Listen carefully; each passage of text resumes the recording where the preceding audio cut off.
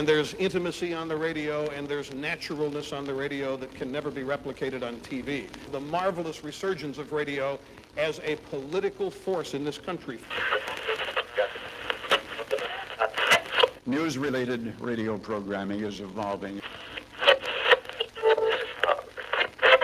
There's a huge hole in our dialogue that can be filled by the synthesis of traditional radio and the freedom that comes from a live podcast.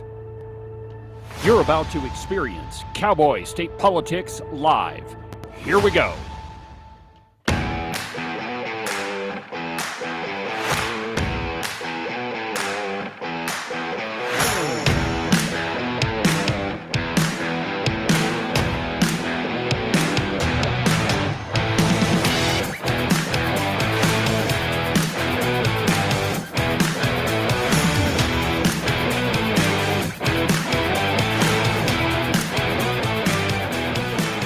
Good morning, my friends, and welcome to another incredible installment of Cowboy State Politics Live.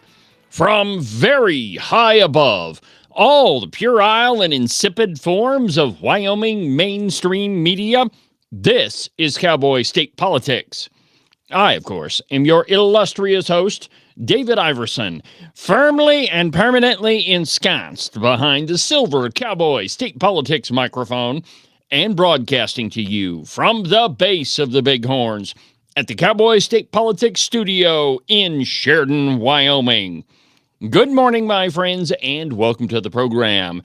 Happy Thursday. We are almost at the end of the week, and thank God. As the week drags on and I watch these fires outside the studio, and actually, you probably have no idea where the studio's at, but it kind of sits up on a hill outside of Sheridan, and I can see the horizon, and I can just watch the smoke billowing off the base of the Bighorns. And it's, honestly, it's pretty scary. Yesterday, it was reported that the elk fire was going to threaten Sheridan's water supply. That's pretty scary. For a while, the fire was burning up around Dayton, and they were evacuating Dayton and a lot of the houses surrounding it. And then it kind of changed course and started going south. And for a while, I sort of breathed a sigh of relief, thinking, okay, well, it's still burning, but at least we're not threatening, any populated areas. And then the fire really picked up steam and started exploding to the south. There was talk, and there probably still is talk, of evacuating Story. And just this morning, or I guess yesterday, really, there was the story of how the fire was threatening Sheridan's water supply. So this is a really dangerous situation.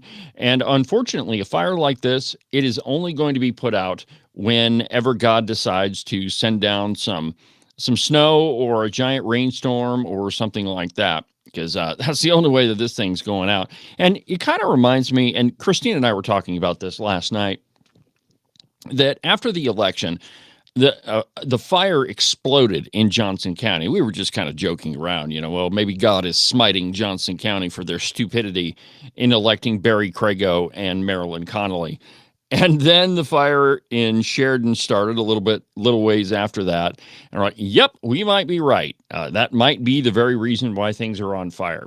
All joking aside, it's a dangerous situation.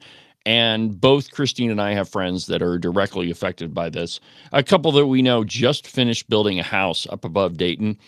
And I mean, the last time I was there, which was, I don't know, week and a half, 2 weeks ago, they were still installing the sod around the house. And they just turned the sprinklers on.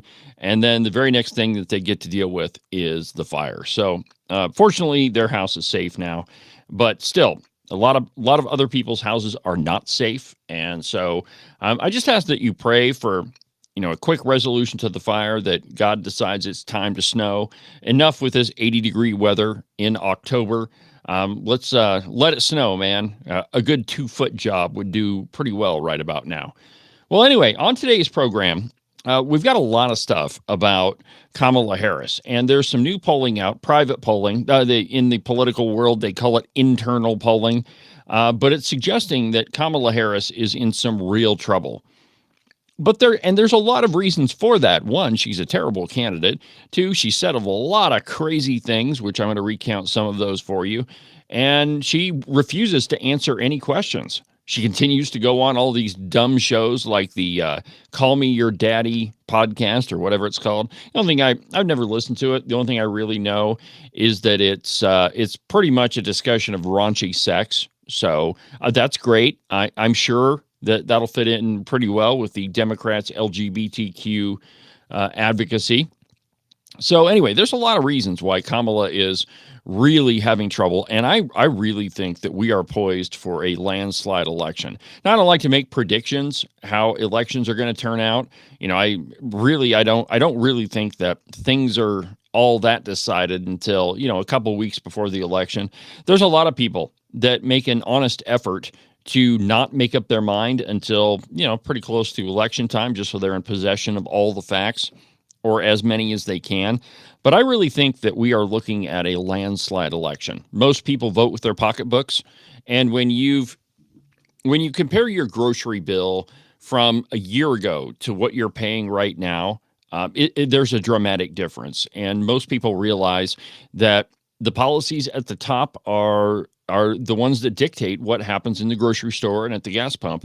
And, when it comes to your livelihood and that of your family, you're generally more likely to vote with your pocketbook. Now, there are some people that damn the torpedoes. They don't care how much it costs them. They're not voting for Donald Trump. But I think that those folks are in the minority. You hear all sorts of anecdotal stories from all across the country of how much support there is for Trump in areas that you wouldn't expect. For example, in New York City. Now, the last time, I think I told you about this yesterday, but the last time Christine was in the Big Apple, she saw a lot of Trump flags and, people driving around with flags on their car. And, so a lot more support for President Trump than you might realize. Now, I think it's a big hurdle for him to flip the state of New York. But still, you get anecdotal stories like that from all across the country. And, it leads you to believe that, yeah, Donald Trump does have a shot at this election. I don't think there's any question in that. So anyway, we're going to talk about that. There's a shocking editorial in the New York Times, of all places, and you're not going to believe the headline when I read it to you, but we're going to cover that. And there's a new FEMA video out. Perhaps you've seen that. Yeah, apparently the people who are most affected by a hurricane, and this is going to come as a giant surprise to everybody, but the people most affected by a hurricane, LGBTQ folks. Yep, they're more affected than anybody else, and that's where we should focus our resources. But we're going to begin with the new morning show from the Cowboy. Now, I know that with the podcast I put out, I think it was Monday, where I called it basically not a conservative morning show. Well, there's a lot of evidence for that, and I've got a lot of sound bites queued up. So I think let's start there because it's kind of lighthearted, and we can laugh about it a little bit. But here's Jake and his morning show telling you exactly how much he knows about the state of Wyoming. Listen to this. How she's in contact with people. Let's say you're, somebody in Baltimore, and you're like, oh, I remember I visited Yellowstone for a couple weeks, like 20 years ago, and I remember going to Crazy Woman Canyon, and it was so beautiful. Could you get a photo? What? Hold on a minute. You visited Yellowstone and you remember Crazy Woman Canyon. Hey, Jake, the two are about 300 or 400 miles apart. Crazy Woman Canyon is in Johnson County. Yellowstone is on the complete other side of the state.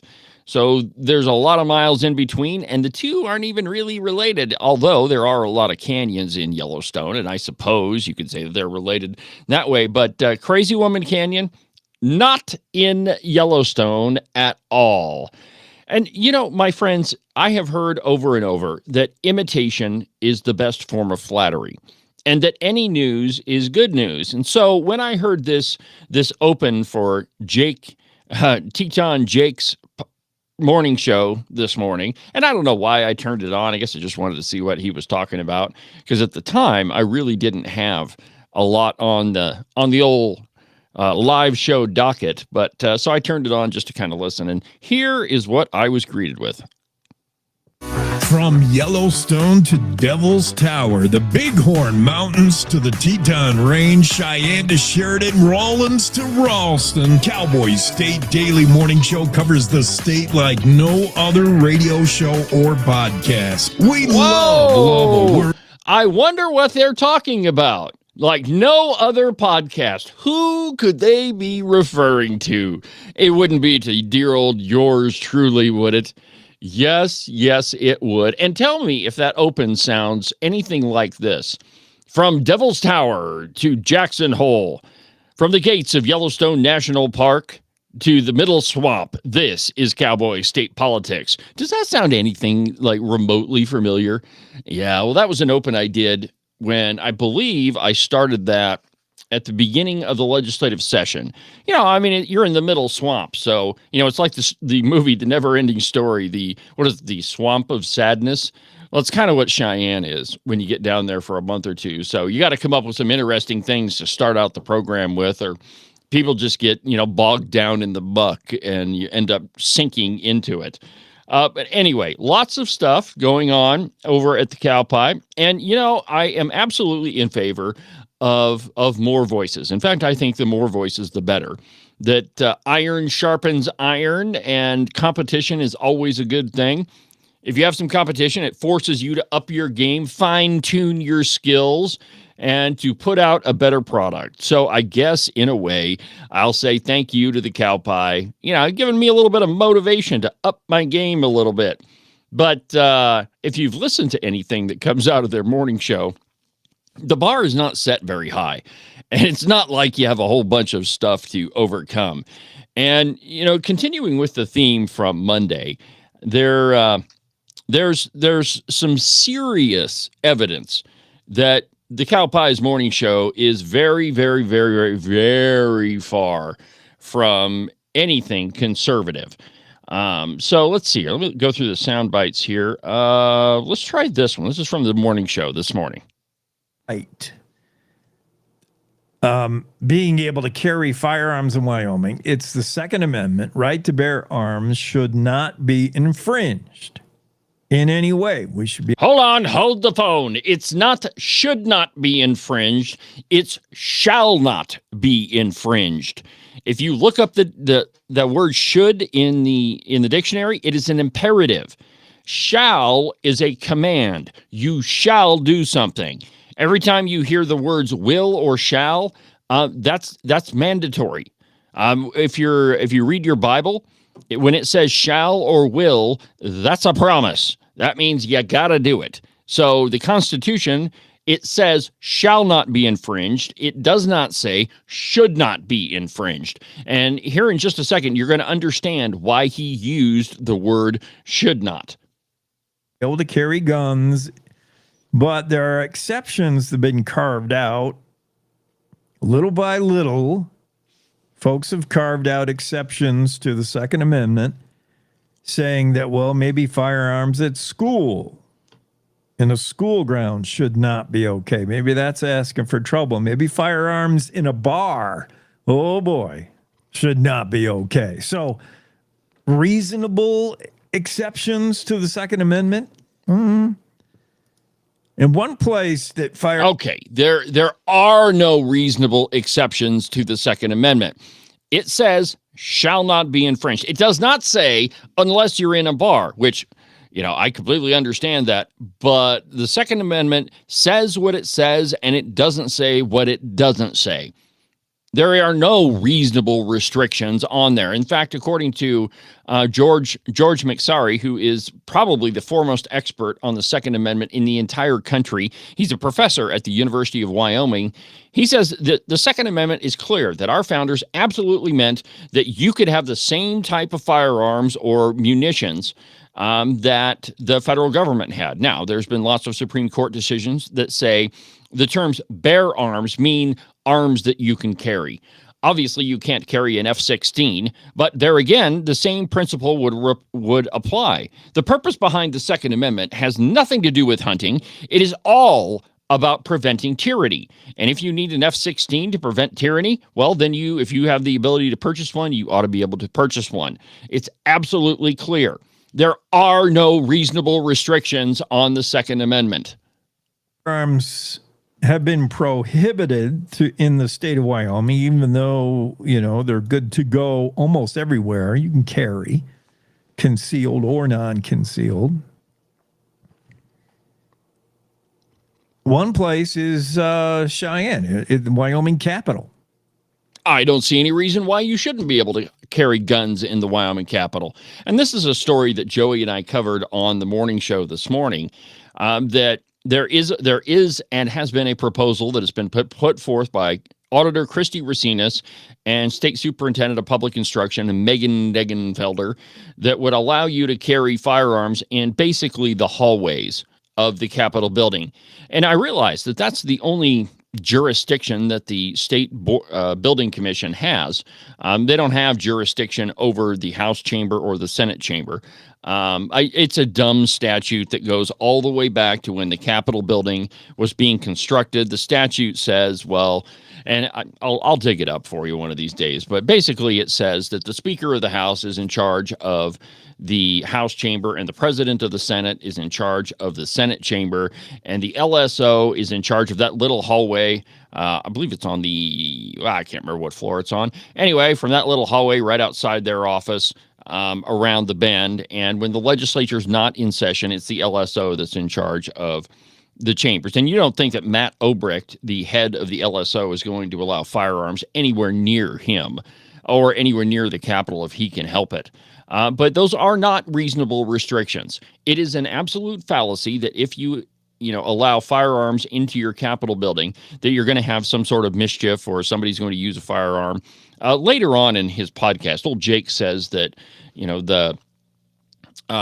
in politics, people's tempers get inflamed and, we don't need firearms around that. But that's absolute bullcrap. The evidence does not show that that's even a thing.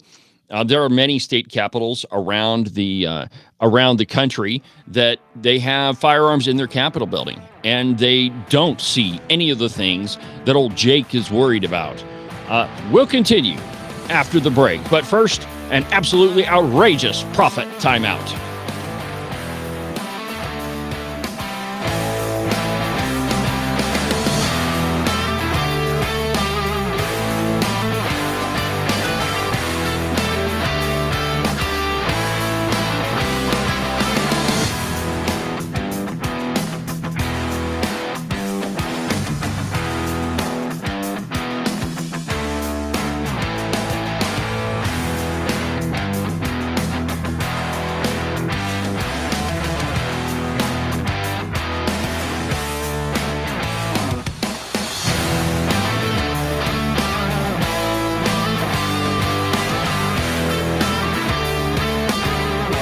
You are listening to Cowboy State Politics Live on the Independence Network. You're not going to find a selection of better news, entertainment, and commentary than right here on the Independence Network, with great voices like Joey Carenti from Just Blame Joey, Ken Pendergraft from The Ramble Room, Tom Kelly from Wide Right Turn, and the lovely Christine from The Hair Affair. And of course, my program, Cowboy State Politics, Wyoming's most listened to political program. Also, don't forget to check out the articles section at the website, independencenetwork.us. It's loaded with op-eds, commentary, and news from all around the Cowboy State. You can listen to the Cowboy State Politics podcast anywhere that you get your podcasts. iHeartRadio, iTunes, TuneIn, really any of them will work. But the easiest place is just to go to the website, cowboystatepolitics.com. There you can find all of the shows, as well as any of the articles that I might bring up during the course of a program. That way, if your name is Joe Biden and you can't remember if you had your pudding today, well, I probably can't help you with that, but I can definitely tell you why you should have never ran for president. And now, back to our program.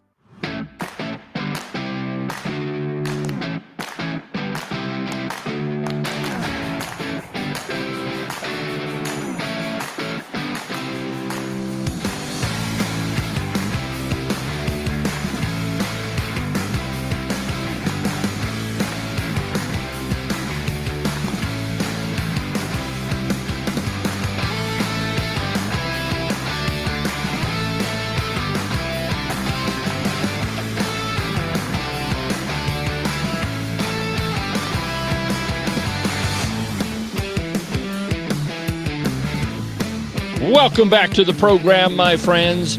David Iverson behind the silver Cowboy state politics microphone, going down the news for you, telling you what's important. And we're only 20 some odd days before the general election, my friends. Probably the most important election in recent memory. I mean, they're all important. And I realize that with every election, you hear people say, well, this is the most important election in the history of our country. And, I would agree that every election is important, but it just seems to me that in this election, you have the clearest contrast that I think we've seen in at least a couple generations. You have a dyed-in-the-wool Marxist in Kamala Harris, and I don't think there's any question that she's a Marxist. I mean, it's pretty obvious. Just listen to what she says. Listen to the policies that this administration, her administration, well, I should say the Biden and Harris administration, maybe a couple of months ago, but now it is full-blown Harris administration. She's the one that's on the hook for all of it. She was there. She claims that she was the last person in the room. So why shouldn't we say that it's the Harris administration now? Everything that's happened, we can hang across her shoulders. And, if she were to win the election, God help us, she's already said that those policies will continue. And so I don't see any reason why we shouldn't say that. Well, Kamala Harris has, and you know what? Before we go here, let's go ahead and do this story. Perhaps you've seen this video floating around the internet of a FEMA meeting, and this thing has gone viral and it probably because of the hurricane. But in the video, they're lamenting how we're not paying attention to the plight of LGBTQ folks in relation to natural disasters. From The Blaze, and I quote, Americans are already furious with the Federal Emergency Management Agency for showing up a week late to help the victims of Hurricane Helene and for offering a pathetic $750 to citizens affected by the storm when the organization has given far more to illegal immigrants. And they're about to be even more furious when they find out that FEMA thinks that LGBTQZXPWSD people should be prioritized above Americans outside of the rainbow community. The quote, the LGBTQXPXZLDS people and people who have been disadvantaged already are struggling. They already have their own feelings to deal with. So you add disaster on top of that, it's just compounding itself. One flamboyant FEMA agent said, with his hand placed so gently over his heart. Take a listen to it. Let's see here. Yep, here we go. Sparked a few things in my mind, thinking about preparedness and how you said, LGBTQIA people and people who have been disadvantaged already are struggling. They already have their own things to deal with. So you add a disaster on top of that. It's just compounding on itself. Oh yeah, it's compounding. And I think that is maybe the why of why we're having these discussions. It isn't being talked about. It isn't being socialized. We're not paying attention to this community. No. Thank you so much. Maggie. Thank you. Yeah, there are a couple of... So the number one group that we should pay attention to during a hurricane is LGBTQZXPSD folks. Not everybody else, not everybody equally. Nope. We just should pay attention to the LGBTQ outfit. Another agent called Maggie then added, quote, what we're seeing right now is a shift in emergency management from utilitarian principles, where everything is designed for the greatest good for the greatest amount of people, to disaster equity. Now, they keep using that term equity. And, it's not equality. Those two things are very different. The words start out the same, but they mean very different things. Equity is a financial term. For example, when you pay down your home loan and you've built up some equity, that means it's money you have that you've already paid off that you could then refinance. Equity is a financial term. Equality means equality of opportunity. So instead of FEMA focusing on what is the greatest good for the greatest number of people, which I would say in any other context is a dangerous philosophy, In emergency management relief, we could probably characterize this as we want to get the most bang for our buck. We want to focus our resources on the places where we could be the most help. That is, after all, the job of FEMA, not to focus on one particular group. Now, while this video doesn't relate to Hurricane Helene specifically, as it was a training video recorded roughly a year ago, it nonetheless sheds light on how profoundly insane and un-America FEMA is. Quote, and it was Dave Rubin's program that broke this story, but here's what Dave Rubin said. Our LGBTQ two-spirit weirdo brothers and sisters, they're already struggling. So let's let the straight people down, because that would be equity, because they've had it too good. I mean, that's essentially what that video is saying, is forget about everybody else. You know, these poor LGBTQ folks in this one very, very, very, very, very small minority segment of the population. We should focus on them because they've had it harder. This is one of the main problems with the Biden administration, that the entire bureaucracy from beginning to end has been changed from being effective and doing the work of the American people to doing work for minority communities. And all of it is based on DEI and identity politics. And that is everything that is surrounding the Harris administration. I mean, it's absolutely shocking. If you get a chance, go to YouTube and just type in FEMA viral video, and you should find it. It's really amazing. You're talking about a training video for FEMA agents, and they're talking about sexual preferences. Absolutely fascinating. Another shocking piece of news is from the pages of the old gray lady, the New York Times. Now, I kind of pointed out on yesterday's program that the New York Times is not exactly the bastion of conservatism. They're right in line with the Chicago Tribune and the Washington Post. These are not known to be conservative news outlets. And so when there is a random act of conservatism that shows up amongst some of their pages, I think it's important to point it out. And this one is absolutely shocking. From the editorial pages of the New York Times, Jack Smith owes us an explanation. Quote, last week, a judge unsealed a 165-page legal brief with damaging revelations about Donald Trump's efforts to overturn the 2020 presidential election. The revelations have been widely discussed and debated, but the timing of the release should receive more scrutiny because the Department of Justice should not have allowed the information to be disclosed so close to Election Day. This event is the latest of many examples of the Biden administration officials paying insufficient public attention to executive branch rules that are designed to ensure that prosecutions are, in appearance and reality, conducted fairly and apolitically. And this is absolutely surprising coming from the New York Times. You would think that these folks would be, cheering Jack Smith on. But finally, his chickens have come home to roost. And I'll tell you more about it after the break.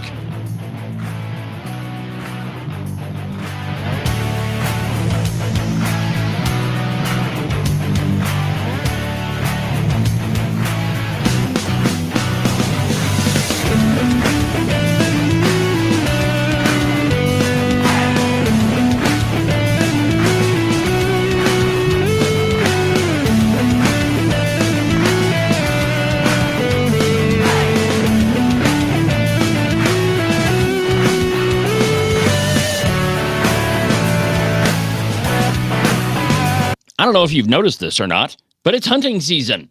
And one thing that you can be absolutely certain of is while you're tromping around in the boonies, at some point, it's going to snow. A lot. And you definitely want to make sure that you keep your feet nice and toasty warm. The best way that you can do that is to order a pair of socks from the Buffalo Wool Company. They are the warmest socks that I've ever put on my feet. To get you a pair, go to their website, thebuffalowoolco.com. Trust me, you won't be disappointed. Wyoming is one of the most sought-after places to live. There's a lot of people that want to move to our great state. And if you're thinking about selling your house to one of them, you need a real estate agent that you can trust. That agent is Rebecca Bextel at Compass Real Estate. She's lived in Jackson for almost 20 years and has her fingers on the pulse of the real estate market. Last year, she sold almost $25 million worth of property. So if you're thinking of buying or selling, give Rebecca a call. Her phone number is 307-699-3519. I've never felt the freedom like I do. I feel stronger every day, don't you? Well, I can show you how. A new day, a new way. Watch out, I'm only gonna get stronger. A new day, a new way. Watch out, I'm only gonna get stronger. A new day, a new way.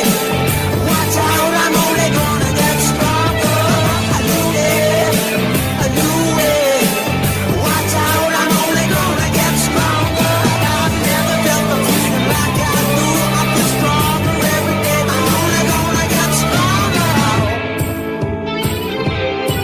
Welcome back to the program, my friends. David Iverson, Cowboy, State Politics Live on the Independence Network, on YouTube, on Facebook, on Twitter.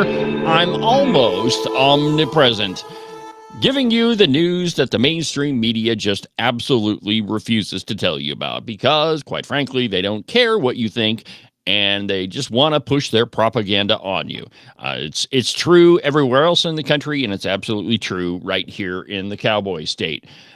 Speaking of which, the Cowpie has just hired a managing news editor who formerly was at the Washington Post. Now, you don't suppose that he's going to be turning out any sort of a fair and balanced news publication, do you? Yeah, I don't think so. Well, anyway, welcome back to the program. If you're just joining us, before the break, I teased an op-ed in the New York Times, of all places, about Jack Smith and how he owes all of us an apology. And it's shocking because they're being absolutely critical of Jack Smith, and it's in the New York Times. So let me continue, and I quote, "The special counsel Jack Smith's two prosecutions against Mr. Trump for election resistance and for misappropriating and mishandling classified documents are the first against a former president. They are also the first by an executive branch whose top officials, once Joe Biden and now Kamala Harris, have been running for president against the target of the administration's prosecution. It is much more vital in this context than ever before for the executive branch to take scrupulous care to assure the public that the prosecutions are conducted in compliance with pertinent rules, not for the political benefit of Kamala Harris. On this score, Mr. Smith has failed. The brief he recently filed sought to show that the election prosecution can continue despite the Supreme Court's immunity ruling. So Jack Smith doesn't give two craps what the Supreme Court says. It's only what Jack Smith says. And even though they say that the president has immunity from official acts when he was in office, yeah, that doesn't matter. It doesn't matter that he's immune. A prosecutor with the Department of Justice can still pursue his prosecution in public. Fantastic. The filing is in clear tension with the Justice Department's 60-day rule, which the Department Inspector General has described as a long-standing department practice of delaying overt investigative steps or disclosures that could impact an election within 60 days of it. However, the rule is unwritten and, as the Inspector General made clear, has an uncertain scope. The Justice Department does not believe in violating this or any other rule. It expressed no concern about Judge Tanya Chutkan's proposal to set the brief deadline close to the election or to reveal the information publicly in her discretion. She made clear that Mr. Trump's lawyers had not shown that her court is, quote, bound by or has jurisdiction to enforce Department of Justice policies.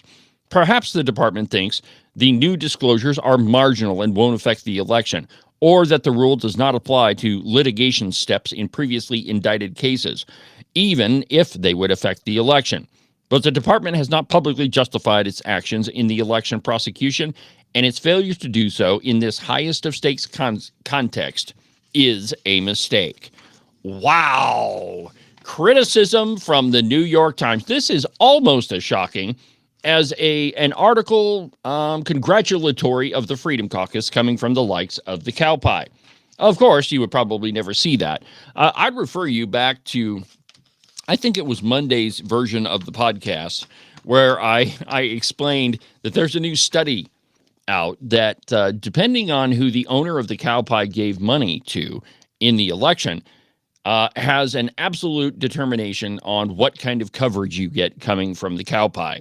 That if you are a liberal and if B. Wayne Hughes gave money to you during the election, you have a 100% chance of getting favorable coverage from the cow pie, no matter what you did.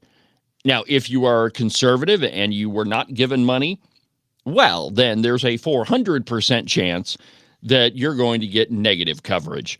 Fascinating. Liberal bias exists even in the state of Wyoming. Now, as I mentioned at the top of the program, there are a lot of reasons why Kamala Harris is in big trouble in this election. From Breitbart this morning, political analyst, private polling shows that Kamala Harris is in huge trouble. Now, I'm sure there are lots of reasons, some of which I'll get into here in just a second. But, when you're the person that says stuff like this, what can be unburdened by what has been. What can be unburdened by what has been. When you say stuff like that, you are in trouble from the very beginning. If you're the moron that speaks in word salads, well, then there's no question that you're in trouble. So this political analyst says that there's actually some pretty concrete reasons as to why Kamala Harris is in trouble. And I quote, private Harris campaign polling shows, and we probably should refer to these as internal polls, shows Vice President Kamala Harris is in a lot of trouble. Political analyst Mark Halperin said on the morning meeting with Sean Spicer and Dan Turrentine. Despite Harris being up 3 points nationally, according to the New York Times poll. Okay, so first of all, I don't really trust polling anyway, but I certainly don't trust polling that's put out by the likes of the New York Times or CNN or MSNBC or PMSNBC or the Communist News Network. You know that all of those are incredibly biased, and there's no question about it. Most of the time, it's they're going to say that, wow, Kamala Harris is up 3 points when the margin of error is plus or minus 3 points. So anyway, I don't really trust polls, and I certainly don't trust them from the likes of the New York Times. Continuing, while highlighting key states like Pennsylvania, Wisconsin, and Michigan, where Harris's polling deteriorated, Halperin explained that the Wall Street Journal reported that Senator Tammy Baldwin's campaign shared negative polling with the paper, indicating broader implications for Democratic candidates in Senate races linked to Harris's performance. The consensus was that Harris faces significant risks in multiple battleground states, complicating her path to victory. Halperin explained, and I quote, "Can you win a short campaign with an untested candidate? And what I'm telling you is happening in private polling is she's got a problem." So the New York Times poll shows her up 3 points nationally. We all know that 3 is like the bubble point, right? If she's up 3, she's got a chance to win the Electoral College, but they'd rather be at 4, and they definitely don't want to be at 2. So 3 is right at the bubble. Now, I'm not saying this Times poll is correct, but it's in line with international polls. The Wall Street Journal has a story about Democrats really worried about the 3 Rust Belt states. Now, we all know from our contacts in both campaigns that Pennsylvania is tough for her right now. And with that, Pennsylvania, there are paths, but there aren't many. There's no path with that in Wisconsin. You see here, Tammy Baldwin's Senate campaign polls show Harris down 3 in Wisconsin. We all said yesterday, Wisconsin and Michigan are looking worse for Harris than before. Baldwin has Harris down 3. Why is the Baldwin campaign sharing its polling with the Wall Street Journal? Well, now that's a good question, and I don't really have an answer for that one. Now, if you want to go watch PMS NBC primetime, you'll hear how great things are going for the Harris campaign. You're welcome to do that.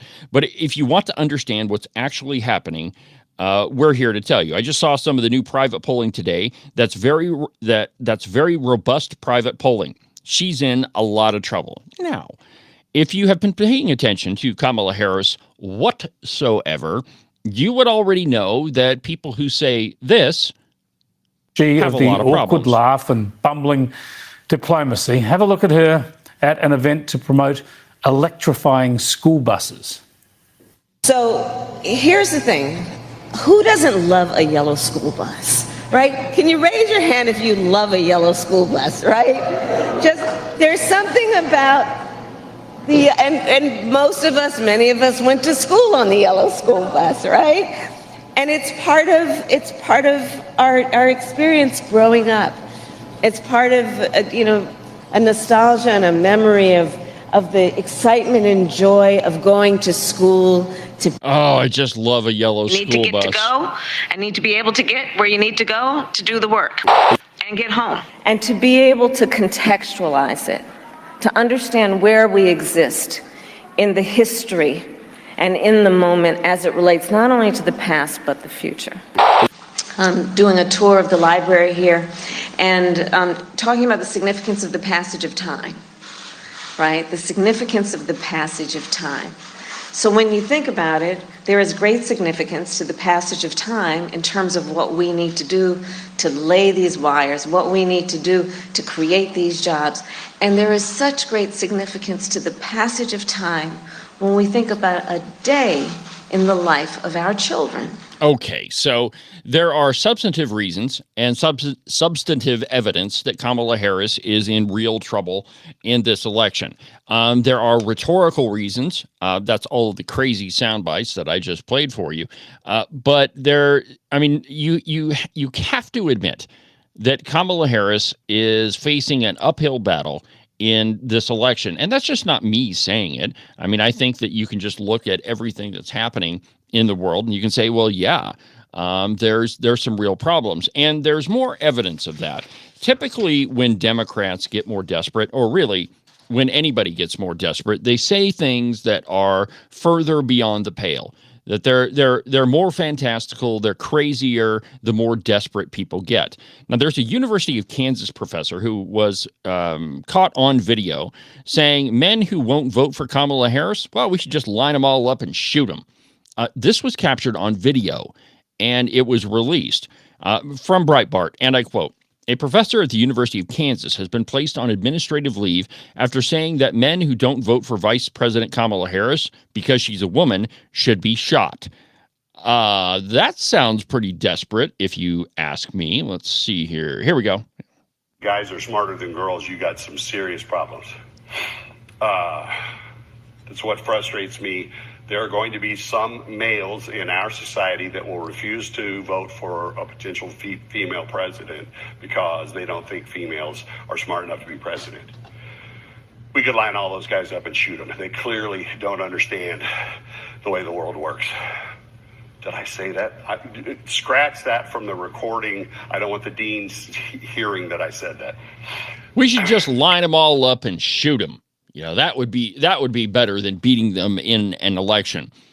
Now, at the end of it, he says, well, no, scratch that from the recording. And you could tell whomever was doing the recording, whether it was, one of his students or not, was not going to get rid of that soundbite. That's one of those that I would treasure. You know, here at Cowboy State Politics, I've got the incredible Cowboy State Politics archive where those sound bites are never going away. I've got multiple copies to make sure that I never lose them. And, you know, where Democrats are concerned, you want to make sure that you keep a handle on that. You know, one of my favorite montages I put together, and it's a little bit of overkill, but I call it 10 minutes of election denial.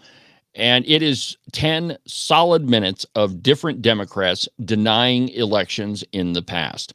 You know, as we approach the 2024 election, you're going to see and hear some, more overheated rhetoric about the legitimacy of the election, that anybody who questions the outcome, well, they're just a crackpot. Now, obviously, they're gearing up for what they think is going to be a Harris win, but I really don't think that's going to be the outcome. Like I said at the beginning of the broadcast, I think we're gearing up for an absolute landslide election, and there are more reasons to believe that. Even longtime radio hosts, legends in the business, are sliding off into the abyss, and they're just providing more evidence to prove to you that Kamala Harris is not going to win the election. We'll continue this with more reasons why Kamala's going to lose in a minute.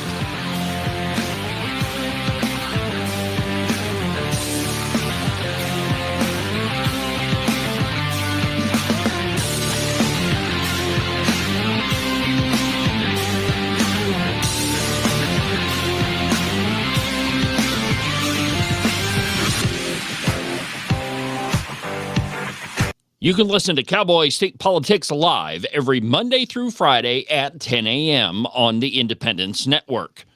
Make sure that you subscribe and follow the Cowboy State Politics podcast. You can do that from the website, cowboystatepolitics.com, or anywhere that you get your podcasts. That way, you'll make sure that you won't miss a single episode of Cowboy State Politics. Cowboy State Politics is sponsored by FreedomGoldUSA.com. They are the working man's gold company. The economy is in turmoil. The stock market pretty much is out of control, and you never know what's going to happen with your finances or your income. One way that you can shore up everything is by investing in gold and silver. Go to freedomgoldusa.com/David for a free interview to discuss your options and find out if gold or silver is right for you. One more time, that's freedomgoldusa.com/David.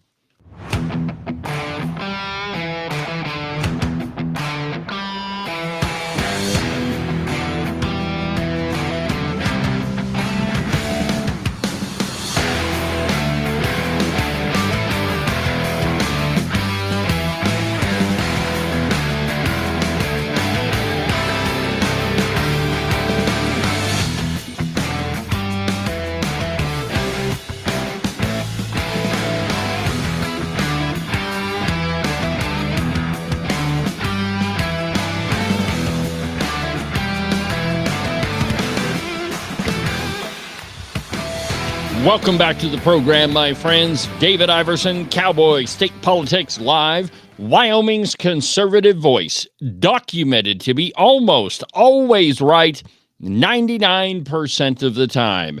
A record that nobody else in the Wyoming mainstream media, or media, any other media for that matter, could even come close to. So that's probably the reason why they don't even try. So just keep listening to Cowboy State Politics.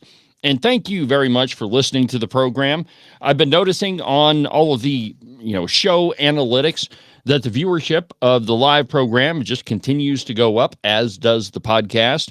Oh, and by the way, make sure that you don't miss yesterday's installment of the podcast, where I talked about how the Teton County Commissioners and Senator Mike Giroux straight up lied to the SLIB board to get money to pay off a private contract or a private developer.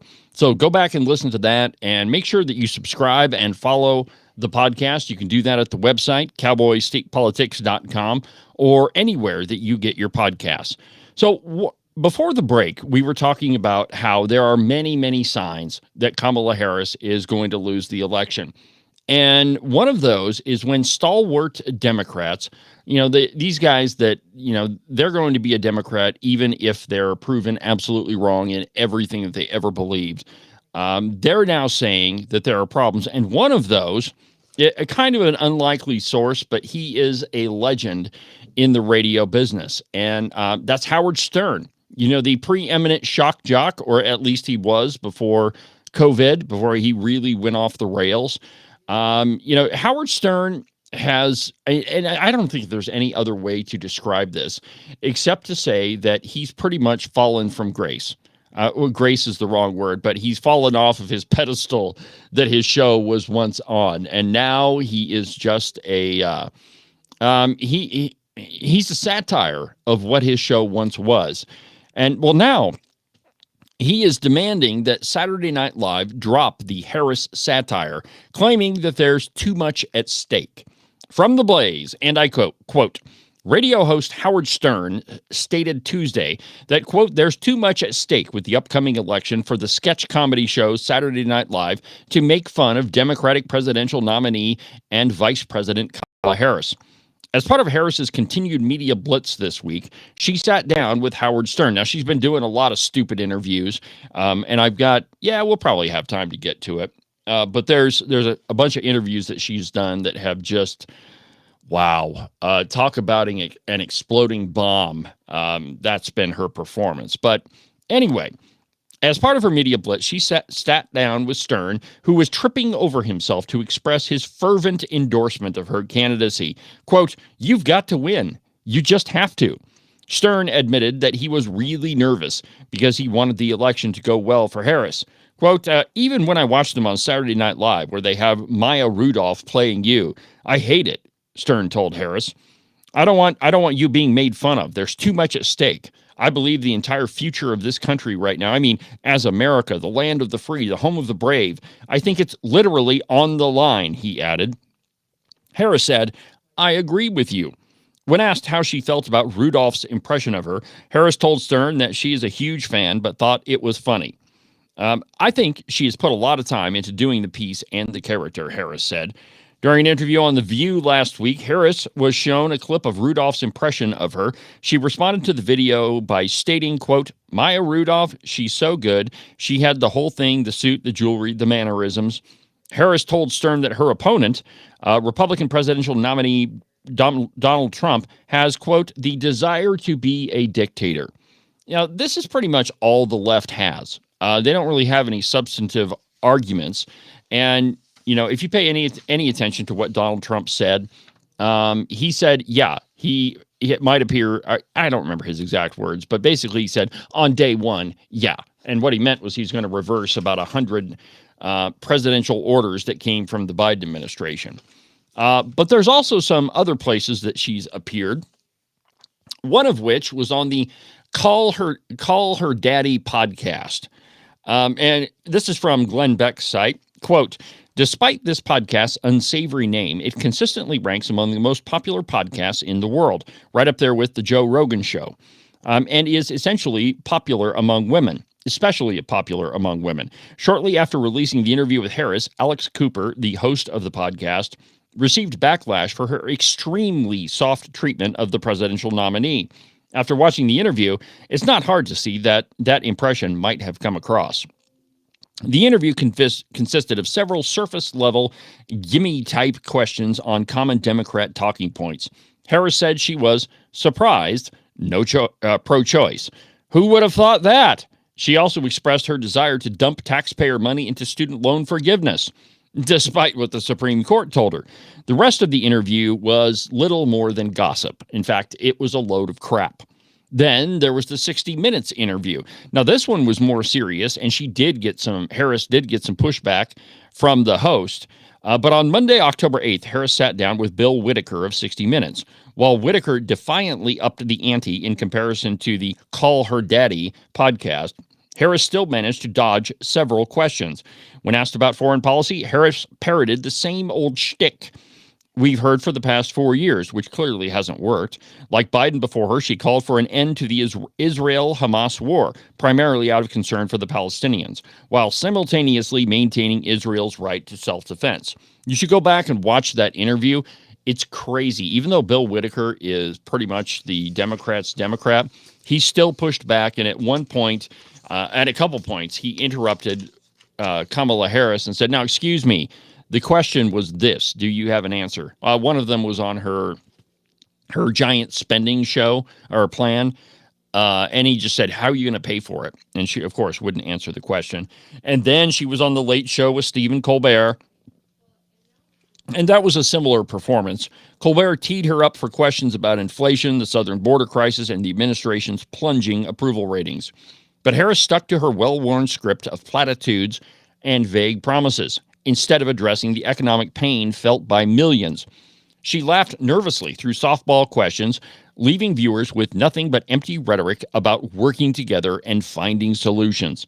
Moreover, when Colbert pressed her on issues like the administration's immigration policies or lack of legislative victories, Harris deflected with hollow talking points, refusing to engage in any serious reflection or accountability. But that also should come as no surprise whatsoever to anyone. because that's all that Kamala Harris has. And I've got a long list of different Kamala Harris sound bites where that's all she has is platitudes. What can be unburdened by what has been. What can be unburdened by what has been. But the real problem with the Kamala Harris administration is that they are just monumentally incompetent. J.D. Vance was on Fox and Friends. Let's see here. I believe it was on October 7th. And there was a discussion about the hurricane. Now, there has been a lot of talk about the administration's, non-effort to be at all prepared for the hurricane. And I think that that's absolutely obvious. There are several anecdotal reports. Some of them I went over on, I think it was yesterday's broadcast, where, people actually went out and tried to find a FEMA official and couldn't find any. Well, that's because they only assigned 1,500, if they were even there, to the entire state of North Carolina. 1,500 people, which, let's see here. I think the town of KC is just about as big as 1,500 people, probably a little bit less. But think about that. Only 1,500 people in the entire state of North Carolina to deal with a gigantic hurricane that pretty much wreaked devastation on the entire area. Now, it's not just North Carolina. It's, Northeast Tennessee and, the surrounding states. So anyway, Vice President candidate J.D. Vance was on Fox and Friends, and he slammed the response as the DMV at an industrial scale. And I quote, Senator J.D. Vance was on Fox and Friends, and the Republican vice presidential nominee slammed the Biden-Harris administration's handling of the fallout of Hurricane Helene as incompetent in an interview Monday on Fox and Friends. Vance said FEMA has been distracted by illegal immigrants as a result of the Biden-Harris administration's incompetence.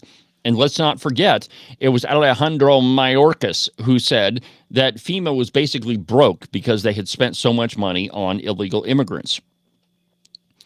Vance said, quote, I think the fundamental mistake that the Harris administration has made here is that from the get-go, you should have imposed a military-style command and control. You've got 8 different bureaucratic organizations. You've got a lot of different bureaucratic fiefdoms that sometimes delay the provision of necessary resources. You need to empower a military commander on the ground to get helicopters to where they need to go, to get supplies, to cut through some of the FAA bureaucracy. Let's see here. Here is what he said on Fox and Friends. To why do we have a president and a vice president, one of whom is on the beach, the other of whom is participating in fundraisers rather than doing their job? It is incompetence of the highest order. And what Donald Trump would do if he was president is impose. Okay, so it's incompetence of the highest order. And I think that you could, and of course, you're not going to see most of this on the mainstream media, but you could look at their response and say, this is the worst response to a hurricane in recent memory. Now, everybody went after George Bush for his response to Katrina, but even this one pales in comparison to everything that Bush did in Katrina. And his response was bad. I mean, it was not good at all. And this one, a lot of people have died. A lot of people are going to die simply because the Harris administration is absolutely incompetent, and they have been from the very beginning. And this goes all the way back to what I started the program with.